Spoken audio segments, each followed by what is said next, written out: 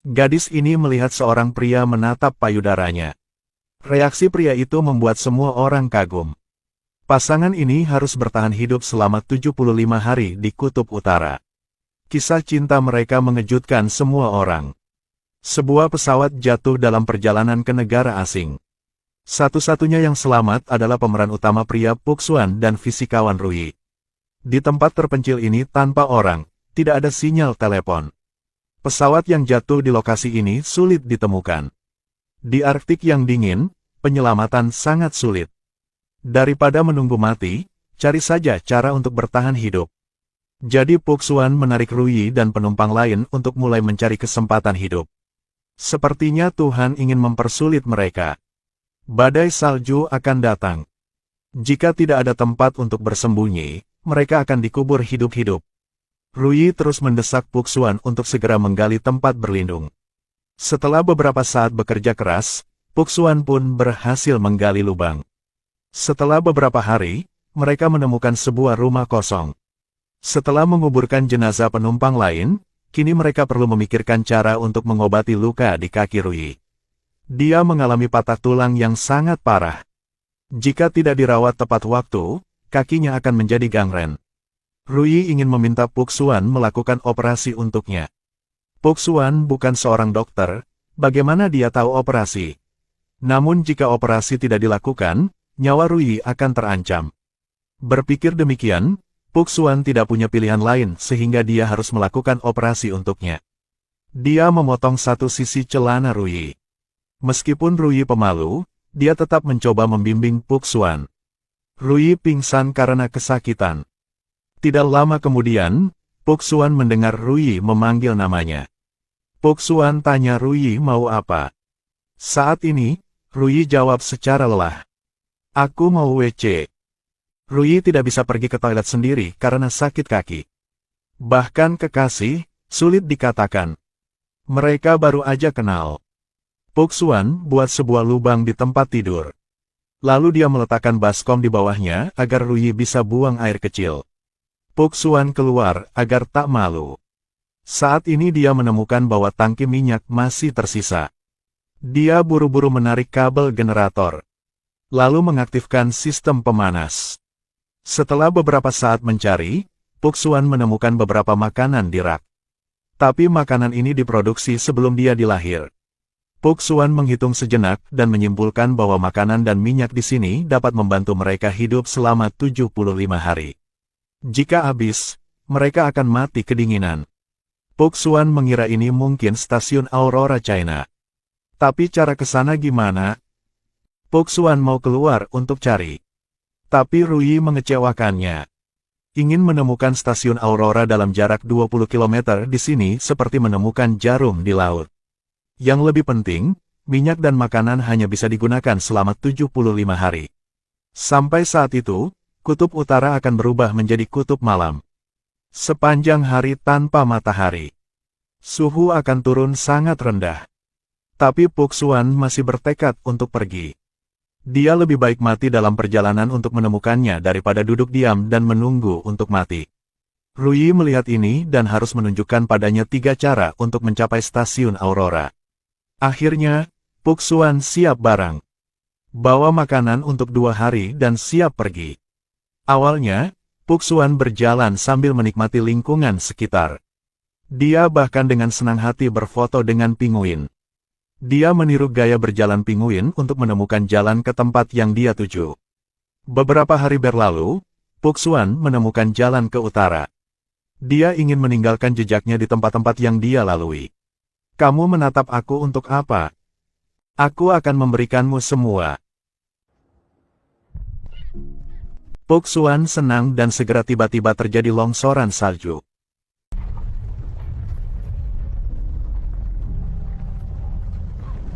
Untungnya, Puk Xuan dapat bersembunyi di balik batu tepat waktu untuk menyelamatkan nyawanya. Di Kutub Utara, Puk Xuan selalu siap secara mental untuk menghadapi bahaya. Setelah kembali, dia memberitahu Rui segalanya. Setelah mengetahui longsoran salju, Rui menduga bahwa Puk Xuan telah pergi ke utara. Sekarang hanya Tenggara yang tersisa. Setelah beberapa hari berhubungan, keduanya secara bertahap menjadi teman. Melihat badai salju di luar, Puxuan awalnya agak takut.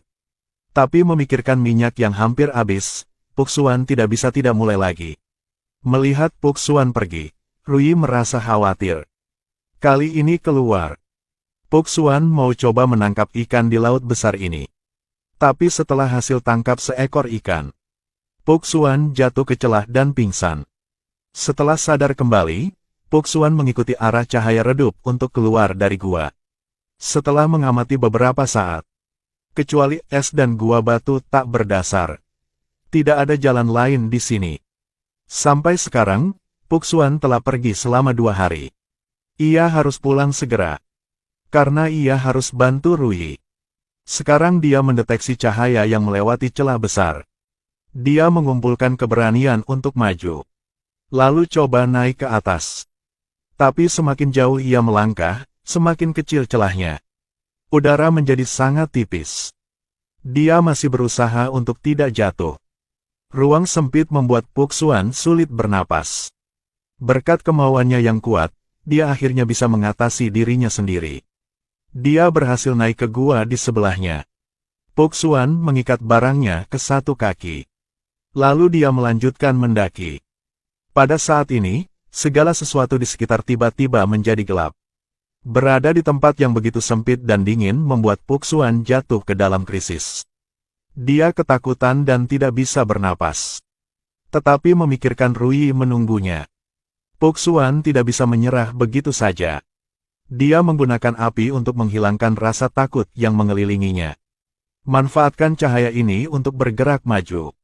Jika dia tidak bisa melihat jalan, Puxuan akan menggunakan obor untuk menggali lubang. Waktu berlalu. Perasaan tidak berdaya dan putus asa membuatnya jatuh. 4 hari telah berlalu, Rui hanya bisa mendoakan Puxuan. Angin kencang membuat rumah terus-menerus mengeluarkan suara. Genset berhenti bekerja. Rui mencoba merangkak di lantai untuk mencari makanan. Ia makan sambil nangis. Udah 4 hari, Puxuan masih belum pulang. Mungkin ia telah mati di luar. Matanya dipenuhi dengan keputusasaan. Rui merangkak keluar untuk menyalakan generator. Tetapi tidak peduli seberapa keras dia mencoba, dia tidak dapat menyalakan generator. Sinar harapan terakhir Rui telah padam. Yang tunggu ia sekarang adalah kematian. Rui putus asa, dia memutuskan untuk menyerah.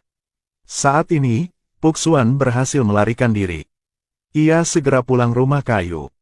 Dia menemukan Rui pingsan diri di luar.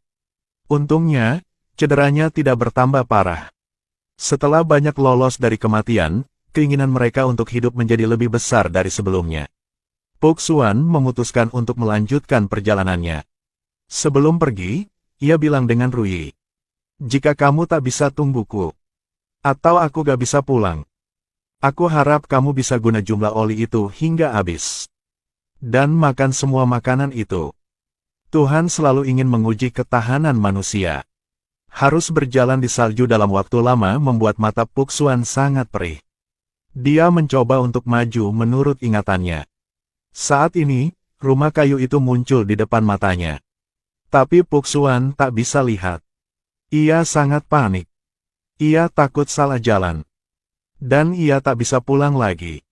Puxuan dengan bingung panggil nama Rui. "Rui." Untunglah, Rui dengar katanya. Mungkin ia juga bisa merasa ketakutan Puxuan. Rui dengan sulit jawab Puxuan. "Puxuan." Dengar suara Rui, Puxuan ada harapan kembali. Ia menurut suara Rui Unutek masuk rumah. Keduanya saling peluk. Di hari-hari berikutnya, Rui dengan hati-hati merawat Puxuan. Tepat di kamar mandi, Rui juga menatapnya dengan gugup. Dia membantu Puxuan memangkas janggutnya, bercerita tentang Antartika. Suasana tiba-tiba berubah canggung. Puxuan membelai rambut Rui dengan lembut. "Kamu bisa lihat?"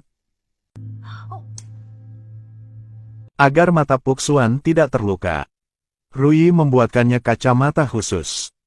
Puxuan ingin menangkap ikan untuknya. Tanpa diduga, es itu pecah. Menyebabkan Puxuan jatuh ke dalam air yang dingin. Dia mencari dan masih tidak bisa menemukan jalan keluar. Untungnya, dengan bimbingan sekelompok ikan, dia bisa menyelamatkan nyawanya. Seluruh tubuhnya basah, dia gemetar mencari jalan pulang. Bahkan hawa dingin yang menusuk tulang tidak bisa menghentikannya untuk kembali ke Ruyi. Sesampainya di rumah, seluruh tubuh Puk Xuan membeku. Ruyi menggunakan tubuhnya untuk menghangatkannya. Keesokan harinya ketika dia bangun, Puk Xuan sangat tersentuh melihat Ruyi berbaring di sampingnya. Dia akan mencium Ruyi ketika dia menyadari bahwa pakaiannya terbakar. Ia juga hilang sepatu. Sepatu Ruyi tak cocok dengannya. Jadi Puk Xuan memutuskan untuk mengambil sepatu orang asing. Setelah kembali, keduanya mendengar ketukan di pintu. Puk Xuan buka pintu untuk periksa. Tapi gak ada siapa. Dia pikir dia berhalusinasi, tetapi begitu mereka menutup pintu, mereka mendengar ketukan di pintu. Apakah orang mati kembali untuk mengklaim sepatu? Ruyi saran Puk Xuan kembalikan sepatu. Pintu langsung dibuka. Ketika Puk Xuan hendak melepas sepatunya, seekor pinguin muncul. Selamat pagi. Puk Xuan mau masak pinguin itu. Tetapi atas permintaan Ruyi, mereka memelihara pinguin itu. Kaki Ruyi telah pulih. Puk Xuan antar Ruyi dan pinguin keluar. Untuk menikmati kebahagiaan ini, Puk Xuan menemukan batu khusus hari ini. Ruyi berkata bahwa meteorit di kutub utara sangat berharga. Dalam dingin yang menusuk tulang ini, sangat sulit untuk bertahan hidup. Tapi seorang pedagang seperti Puk Xuan, dia sangat bahagia. Dia mengambil batu itu dan berlari kembali untuk menunjukkan Ruyi batu itu. Tanpa diduga pada saat ini, batu itu meleleh. Puk Xuan meniup batu itu. Ini kotoran, bukan meteor. Saat itu, dia minat mencicipinya. Dia melihat kotoran anjing laut, kotoran pinguin, kotoran sapi. Tapi yang ini pasti kotoran manusia. Kotoran ini telah memberikannya harapan. Stasiun Aurora pasti dekat. Hari ke-75 hampir tiba. Oli telah habis. Makan juga hampir habis. Puk Xuan putus berangkat lagi. Tidak menyangka Ruyi akan mimisan saat ini. Ini adalah infeksi darah. Malnutrisi ditambah cedera kaki yang tidak diobati. Waktu Ruyi tak sisa banyak. Tolong melupakanku. Tapi Puk Xuan tak setuju. Dia berlutut di depan Ruyi. Meskipun tak ada cincin kawan. Juga tanpa janjian. Tak ada kehadiran teman-teman. Tapi Puk Xuan masih mengakui hatinya. Dimanapun. Baik atau jahat. Kaya atau miskin. Baik atau sakit. Meskipun hanya sisa satu gigi. Nanti kamu jadi orang manapun. Tak mandi beberapa hari. Harum atau bau buruk. Aku masih cintamu. Ruyi diam-diam janji.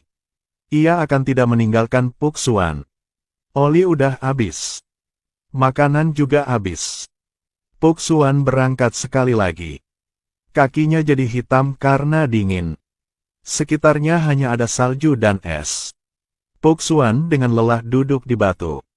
Dia melihat tulang ikan paus di depannya. Saat ini, ia sangat putus asa. Hewan sebesar itu pun tidak bisa lepas dari pengaturan takdir. Puk Xuan ingin menyerah, tetapi jika dia tidak dapat menemukan stasiun Aurora, tempat ini akan jadi kuburannya. Tapi Ruyi tak mau begitu. Ia mau Puk Xuan lanjut hidup. Hari ini adalah kali terakhir Puk Xuan pergi. Jika tak berhasil, Puk Xuan hanya bisa peluk mayat Ruyi dan mati di sini. Badai salju ditambah tubuhnya yang lelah karena tidak bisa istirahat membuatnya pingsan. Seekor pinguin telah membangunkannya. Puk Xuan melihat kincir angin. Ia dengan ekor pinguin maju ke depan. Akhirnya, ia telah menemui stasiun Aurora. Dia mencoba memanjat tong besi. Kakinya tak bisa rasa apa lagi. Dia mengambil batu di sebelahnya dan mencoba menjatuhkan tong besi itu hingga menimbulkan suara. Akhirnya, ada orang menemukannya. Air mata jatuh di pipinya. Akhirnya, Rui telah diselamatkan. Puk Xuan antar mereka ke rumah kayu. Sebelum dia bisa melihat Rui, badai salju merobohkan rumah itu. Semuanya tampak berantakan di depan mata Puk Xuan. Berdiri di depan alam, manusia menjadi tidak penting dan kecil. Puk Xuan terus berteriak. Tapi di depan alam puas. Itu tanpa harapan. Rui dan rumah kayu itu sudah lama menjadi keluarganya. Setelah kembali, baca pesan terakhir beserta gelang giok yang ditinggalkan Rui. Puk Xuan tak tahu melakukan apa selain nangis. Ternyata Rui telah siap untuk kematiannya. Dia menyerahkan semua keberuntungan dan keberaniannya kepada Puk Xuan. Rui mati tapi ia harap Puk Xuan bisa terus hidup. Puk Xuan ingat katanya. Lebih baik jika lupa. Jika kamu suka film ini, ayo bagi dengan teman-teman ya.